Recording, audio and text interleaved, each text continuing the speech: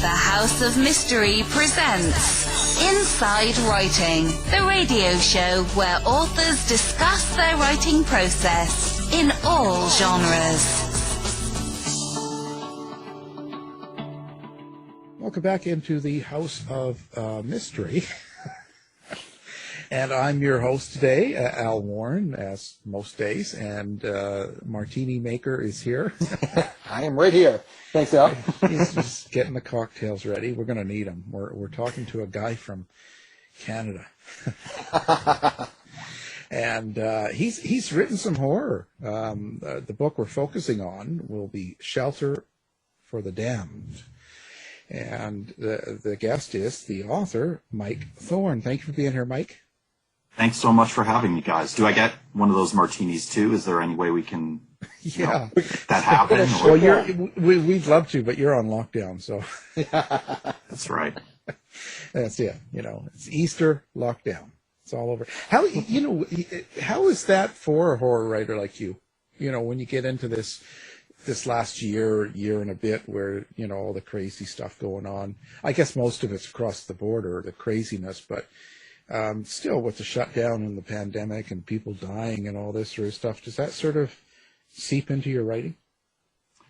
It has in some ways. I mean, to be honest, for a large part of the lockdown, I was struggling with writer's block in a big way. So having deadlines for anthology invites was a blessing because then I had to get the words in. I wrote a recent story that's going to be the first piece in my collection, Peel Back and See, which comes out in the fall. And that one kind of uses the pandemic as a background or as an environment for the piece. So, do you think that's good? I think so. I mean, I wouldn't want to write a COVID zombie story or something like that. I think that would be pretty tacky. But in this case, it just became a kind of organic backdrop because I try to write as much as I can through contemporary settings and feelings. So in that case, it felt right. Yeah, it's hard isn't it kind of hard to tell how it's going to turn out? That's kind of a problem. Definitely. Yeah. And I certainly wouldn't want to set out to write a COVID story or something. It wasn't at the forefront of the piece. It just was the situation within which the protagonist found himself, because that's where I am. So I'm finding I'm writing a lot of stories with people being absorbed into screens or images and things like that because I'm not getting the regular social contact I would in a pre-pandemic world. That's interesting. So you think it's the social contact that actually influences, maybe even the lack of it is what kind of gives you a block? I think it's part of it. I mean, I'm very introverted and very insular, but there's something about that sudden and abrupt severing of most social ties that seems to have affected me. I mean, I do Zoom hangouts with friends and socially distanced hangouts every now and then, and I teach online, but just even teaching online, you feel like you're teaching into the void. Most of the students don't have their webcams on, and getting people to engage is really difficult. So it's just shifting the whole paradigm of how I engage with the world, Yeah. Oh, yeah. I understand totally. I think most of us do, unless you don't think it's real.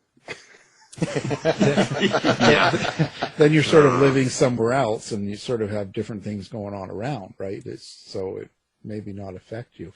But most of the writers we've talked to, which is surprising to me, most of them seem to have had no problem with this. And in fact, anything they've said they're able to write more. I'm like you. I tended to get a lot of blocking going on.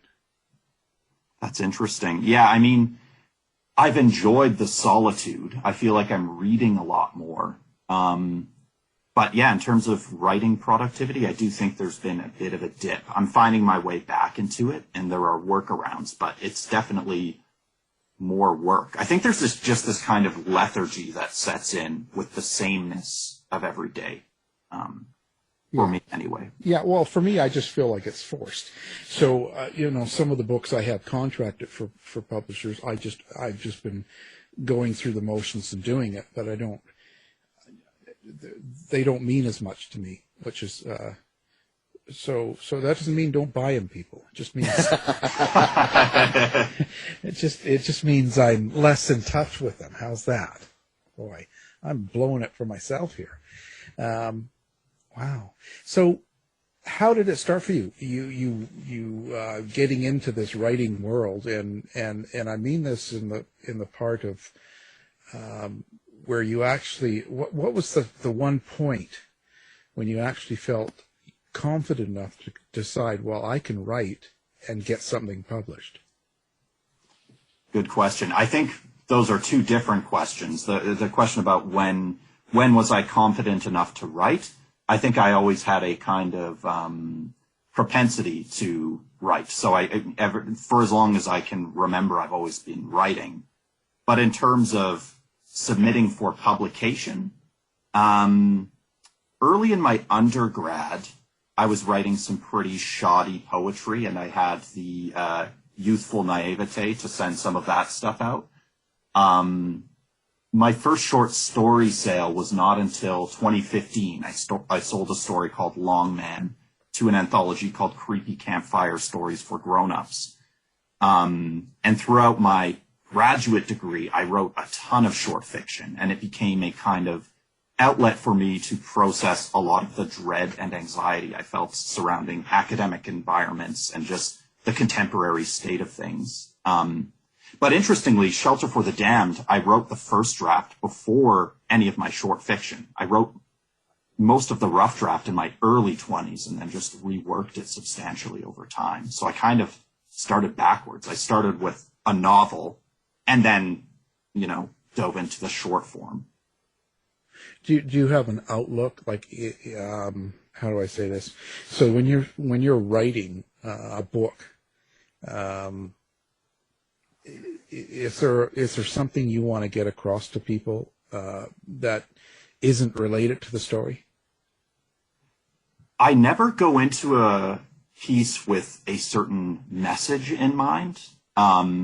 Usually I think my concerns and my fears and my interests will leak their way into the fiction organically. So in the case of Shelter for the Damned, for instance, as I continued reworking the novel, I noticed that the book was saying something about kind of prescriptive masculine conditioning and addiction, among other things. And then I tried to allow those ideas to breathe in later drafts. But I usually just start with either images or character or sometimes a scene, and then I just allow the thing to grow from that germ.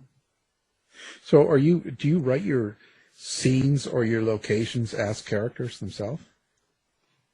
Sometimes. In Shelter for the Damned, the entity that is known as the shack is definitely a primary character, and it's the kind of object of conflict in the novel. And I'm very heavily influenced by the Gothic tradition, so I'm interested in the ways in which setting and place can take a central role as character. So it depends on the piece, but definitely some of my work makes use of that. Pretty interesting. I just wonder, when you're putting together a story and characters, are you putting it together from your own experience, something that you've come across in your life, or is this completely out of the blue and made up? All of my work is personal to some extent. The degree to which I abstract from my experiences and my memories varies a lot. I have never been lured into the trap of a cosmic entity that takes the form of a shack in a suburban field, resulting in several murders and other hellish events. You never know. You never know. That's not something that has happened yet. But, there are ways in which my novel Shelter for the Damned does draw on my experiences. I mean, it's set in the suburbs in 2003. That's around the time I would have been Mark's age. And I drew a little bit on my experiences and memories and then infected it with cosmic horror. Do you find that you're a natural short story writer or more of a natural novelist? I think short stories come easier for me, but I enjoy both forms. I think it depends on what I want to do. I think part of the reason short stories are easier is because my natural technique is to, I guess you could use the term pants it, so I don't tend to outline very much. So when I'm writing novels, that can be more of a headache because you're dealing with a lot more pages, a lot more characters. So in terms of the editing process, it's a lot more cumbersome with novels. Whereas with short stories, the fixes are usually less of a nightmare. But I like both forms depending on the piece. You know, when you wrote Shelter of the Damned, you've got it centered around two teenagers, if I understand that right. Those characters, where do you get them from? And I ask that in the sense of a lot of people that write that we talk to, you know, they describe their characters as their children, or they have a very unusual relationship with their characters. For someone like me that writes just, you know, true crime or nonfiction, what is it for a horror writer like you? There's always a part of me in any character I write. So the protagonist of Shelter for the Damned was formed a lot on my memories of feeling like I didn't fit in as an adolescent, like I didn't see any place for me in the social systems that were set out.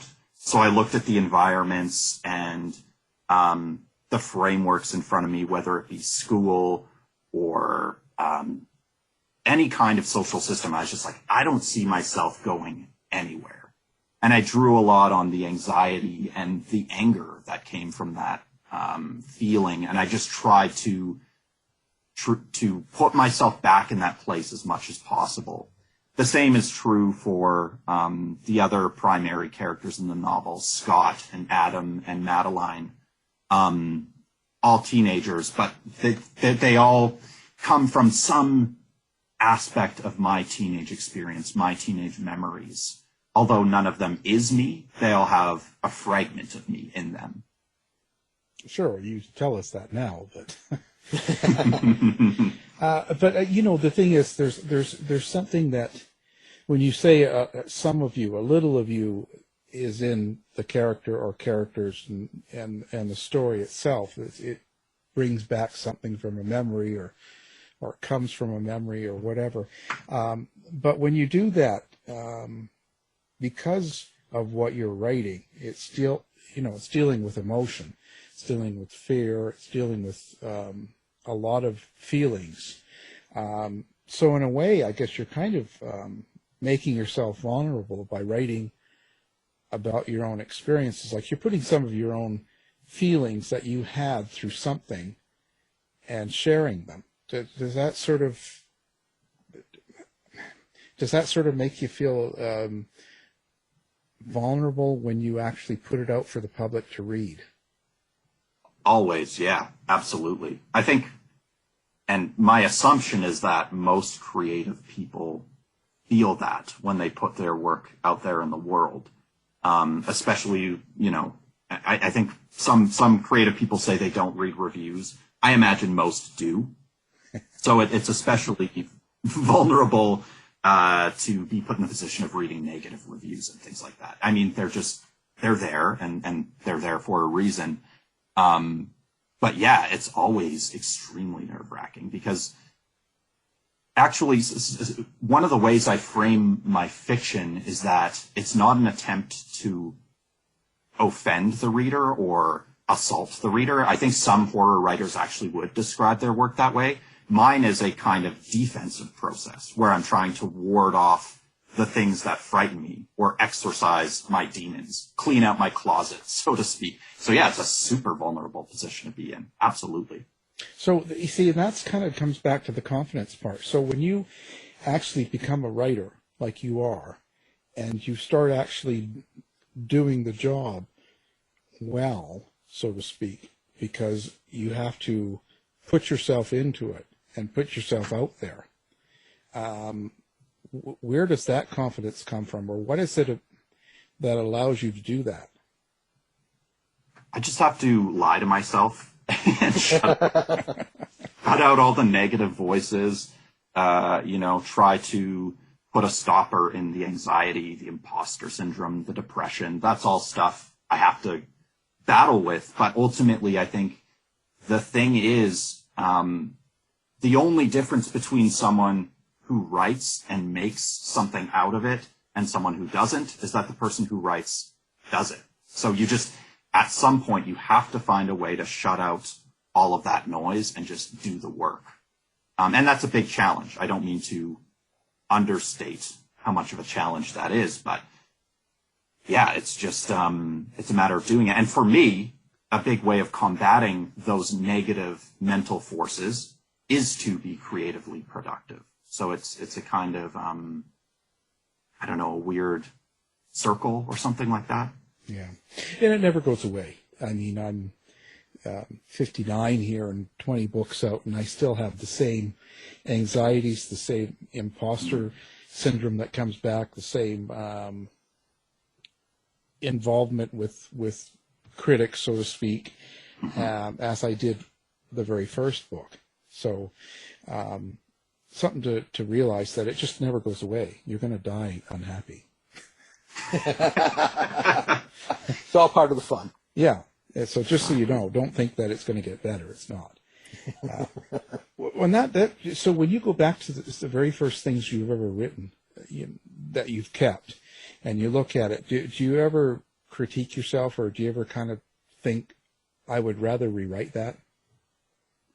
Yeah, I try not to go back too much. I mean, I guess if I'm doing like a reading or a signing or something, then I'll go back through the work and try to pinpoint what would make a good piece to read. Or if I'm collaborating with folks on like potential adaptations, when things like that come up, I'll look at the work. But otherwise I try not to. It's painful. I'm always like, why did I write it that way? I just see the errors, you know? Oh, yeah. Yeah. Well, going back to anthologies, when you get an anthology invite from an editor, do you find it easy or hard to come up with a story for a prompt? And is that, I guess, do you find it, enjoyable to write to a prompt? I do, yeah. It depends on the anthology. Different editors have different processes and things like that. I did a story for a tribute anthology to the Italian horror filmmaker Lucio Fulci, and those editors were incredibly involved, more than I've ever encountered in academic journals or otherwise. So they would look at multiple drafts, and both editors would have suggestions and things like that. And that was fine. It was a different experience. But then I had another invite for an anthology dedicated to the theme of gluttony. And the editors were, they were pretty, they were committed, but they were hands off in the sense that they didn't look at drafts as I was going through it. That one, I ended up writing 3 different pieces before I landed on something I was happy with. So it varies. I mean, it's interesting that first story I mentioned, Long Man, that I sold to Creepy Campfire Stories for Grown-Ups. When I initially submitted that piece, it was a fragment from a novel, and it had all this extra detail from the frame narrative of the novel. And the editor basically said, I don't care about any of that surrounding stuff. Can you just write us an origin story about this monstrous figure of the Long Man? So my first story was kind of writing to a prompt in a way. Different challenges for different assignments, I suppose. Shelter for the Damned. So tell us, how would you describe that book? I would describe it as a pessimistic suburban coming-of-age novel with aspects of cosmic horror.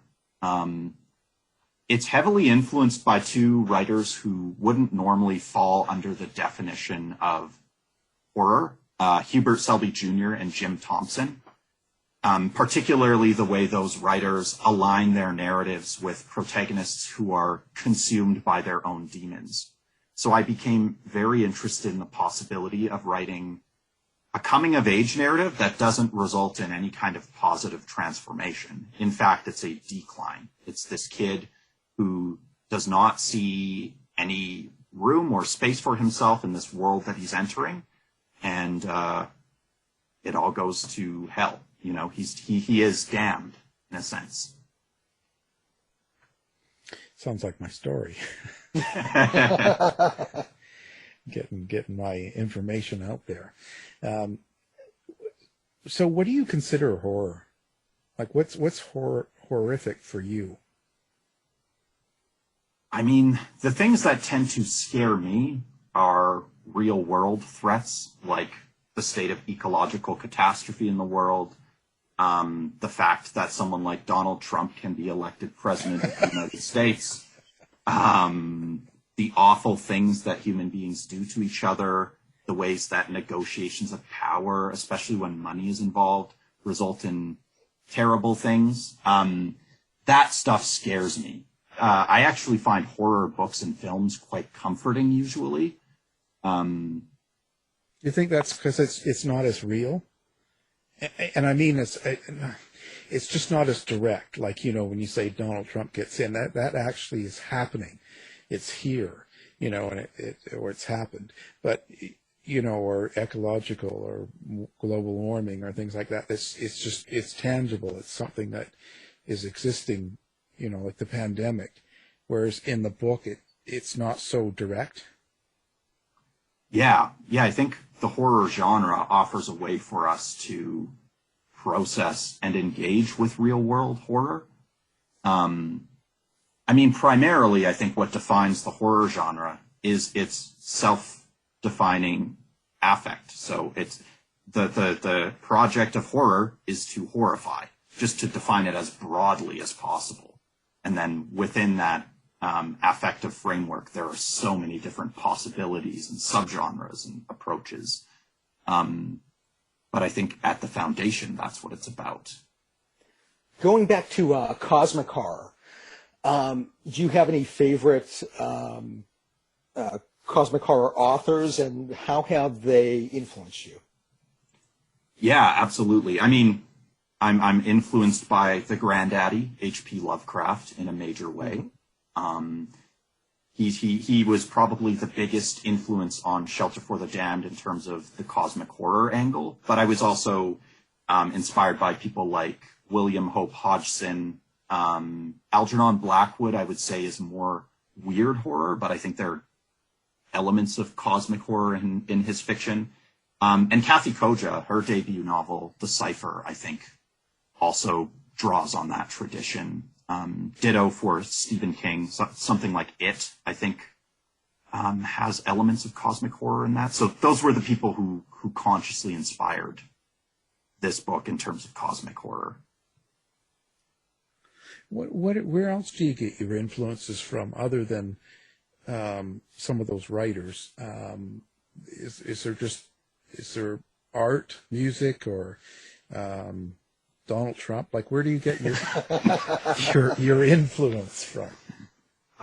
Donald Trump is anything but inspirational to me. Yeah, definitely, like everywhere. You know, music, film is a huge one. I've been writing film criticism for a long time as well, so I'm heavily influenced by cinema, visual art, conversations, daily news, dreams, memories.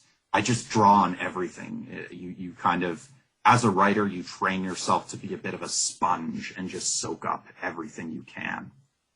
Shelter for the Damned definitely drew a lot on some suburban horror films and just films set in the suburbs. Like, I was heavily inspired by people like Wes Craven and John Carpenter, and also Larry Clark, who did films like Kids and Bully and Ken Park. And some of the 1950s melodramas like Rebel Without a Cause, Tea and Sympathy. I drew from everywhere. And I also remembered the way music I listened to in my youth made me feel. So I was listening to a lot of Alice Cooper, The Cure, Thorn, Rob Zombie, things like that. So I listened to some of that music when I was drafting the novel too, to try and put me back in my adolescent headspace.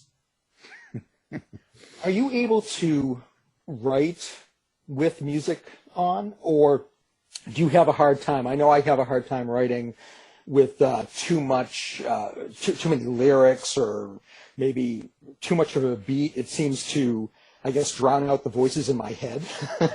Do you find you have a hard time with that, or is it very easy for you to write with music on, loud music, anything like that?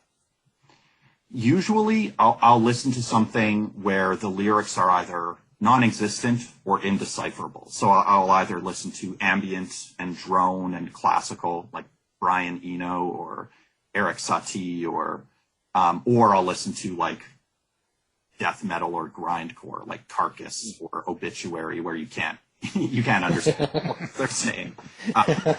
But yeah, when I'm editing, that's when I feel like I need to be really zoned in and surgical. So I usually edit in silence, but I'll write with music on sometimes. Yeah, and for the voices in your head, there's medication, Dave. There is. You know, it's funny because I will have the radio on, the TV on, music going, and my dog's running around, and I'll be writing. Wow. Yeah. So I like to have all that, but I'm in that spectrum fog all the time, right? So being that way, it just doesn't. The world moves around me, so it doesn't matter. It's kind of strange. So where do you want to go with your writing? I mean, I'm interested in exploring writing for film. I've recently become friends with Jamie Blanks, who directed the films Urban Legend and Valentine, and he and I are kind of batting around some ideas. That really excites me. I'd like to write another novel. I'm neck deep in a novel right now, and I am constantly murmuring incantations to the old ones in hopes that I will see my way out of it alive. Yeah, and I'd like to continue short fiction as well and film criticism. Just being able to keep doing it in some capacity. That's my goal, you know. It's pretty interesting world, I'll tell you. Now, do you have a website of your own that you promote yourself in?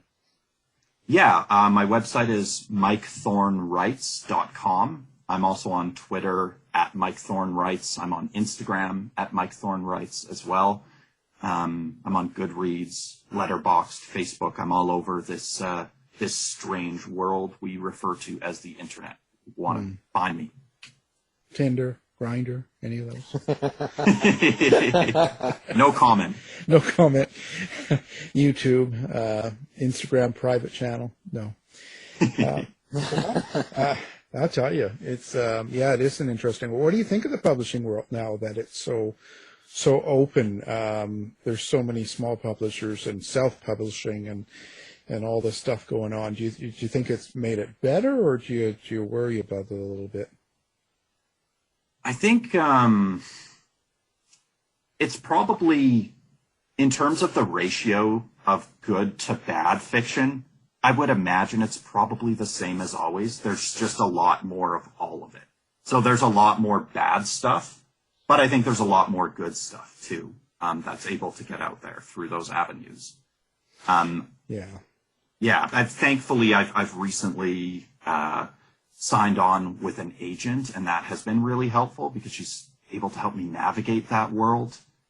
Sometimes it's hard to find your way through it and determine where the right homes are for your work and things like that. I know it took me a while with Shelter for the Damned to find the right home for that book, but I'm so glad I finally did. Journal Stone has been great to work with. Yeah, I think that's the trick to it all. It is finding the right place to put your work out and with the right audience. That's usually the tough thing, because there's so much out there now, and there's no real gatekeepers or regulation to any of it, so it's all over the place. Yeah, self-publishing is a strange world too. I mean, I don't really know a lot about it. It's not a world I've ever dipped my toes in, but yeah, you're right. I mean, there's so much out there, and as a reader too, that can be overwhelming. I try my best to keep up to some degree with new dark fiction and horror fiction, but I'm also always trying to catch up with the classics. So it's a lot of material. And it's tough because as you get older, the hunger gets different, right? It's no longer the same as it was when you were first getting published. Right. Yeah, absolutely. It becomes different. And I think that the writing grows, you become better, and your goals change. And self-publishing's fine. But I think it should only be done from someone that has been published. Right. Because then they understand they've got to have it edited properly, and they understand the work involved to put out a good book. Yeah, I mean, I've read some fantastic self-published stuff. I've read some not so fantastic self-published stuff. I don't know. It seems, yeah, it's a world I don't, like I said, I haven't explored personally, but I have read some self-published books that are better than some of the things being published through quote unquote legitimate vendors. So yeah. I don't know. Yeah. Well, yeah, because the idea, the story, and the writing can be good, and it's getting the book out there. It's just, I guess it just all depends on how serious the writer takes it, and how important it is for them to, do a good piece and make sure everything's done correctly and stuff. And, do you have a problem with that itself? How do I say, finishing the book? Like when you have completed it, so to speak, but you go back and you kind of go, well, maybe I should change that or add this and do that.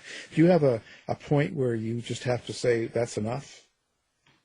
Yeah, I think we all have to arrive at that point eventually, because I think most writers, if they didn't, they would just never publish anything. So yeah. I usually have, a few trusted readers who I ask to look at my work and offer suggestions. And I try to ask readers who tend to work within very different genres, so that I'm getting a multitude of perspectives. With the novel especially, though, with Shelter for the Damned, man, it was a long, long road, especially since I didn't pre-plan.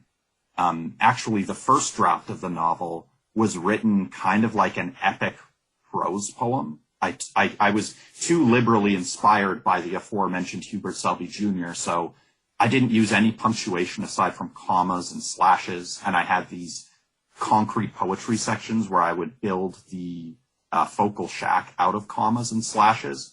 And I had a really helpful writing mentor who I did a directed writings course with. And thankfully, he strongly encouraged me to rewrite the book in a more conventional, aka a more readable, and maybe if I was lucky, a publishable book. So yeah, it's changed a lot from its original form. Yeah. Well, but those trusted readers, you got to let them out of the basement. they're never going to tell you anything's bad if they're down there, That's right. Yeah. Or at least give them some water or bread. Yeah. Why are we driving into the woods? Let me go. Yeah, exactly. I really should give them more water. Well, that's the life of horror. What can I say? Did you ever think of changing to a different style, a different type of writing, other like comedy? Or sure, yeah. Does that interest you at all? I mean, I think a lot of my stuff is kind of funny. I don't know if other people would feel that way, but yeah, absolutely. I think I'll go wherever my creative, I don't know if you want to call it a muse, takes me. And so far, my muse tends to lead me into the dark corners. So that's fine. I love the genre. I'm honored to be a part of it. I feel like I'm still a student of the genre. I feel like I'll always have a lot to learn about horror. So as long as I'm here, I'm happy. And if I find myself elsewhere, that's cool too. Yeah, you'll be writing musicals soon. Sure, why not? Why not? I don't have much of an ear, though. And I feel like I'd have to do some singing while I was writing. I also don't have a good sense of pitch. Well, get some of the people in the basement. I'm sure there's some that's right. Vocal coach down there. Yeah, sure. Yeah. If not, find one. It's not that hard, right? I mean, it's pretty interesting anyway. It's a great world, and so Shelter for the Damned. Where is that found? Is that just in Amazon, or do you have it in bookstores now, or is it all available anywhere? Yeah, Shelter for the Damned is available directly through the publisher Journalstone. You can also get it on Amazon or through Walmart or through Barnes & Noble. So it's around. Well, it would be if it's in Walmart. Well, I really appreciate you coming on the show. It's fantastic to talk to a good writer. Your latest book, Shelter for the Damned, available now. It's going to be on our website as well, so people listening can pick it up with one click. We'll have the guest author, Mike Thorn. We're going to have his website up as well, and Tinder, YouTube, whatever we can find. Well, thank you for being here, Mike. Thank you so much for having me, guys. It was a lot of fun chatting with you. Thanks, Mike. Thanks, guys. To find out more about our show, guests, or to listen to past shows from our archive, please go to www.houseofmysteryradio.com. The mission has been completed. The end! By George, he's got it! It is the end! I'll say it. If you're lying to me, I'll be back. This has been a production of Something Weird Media.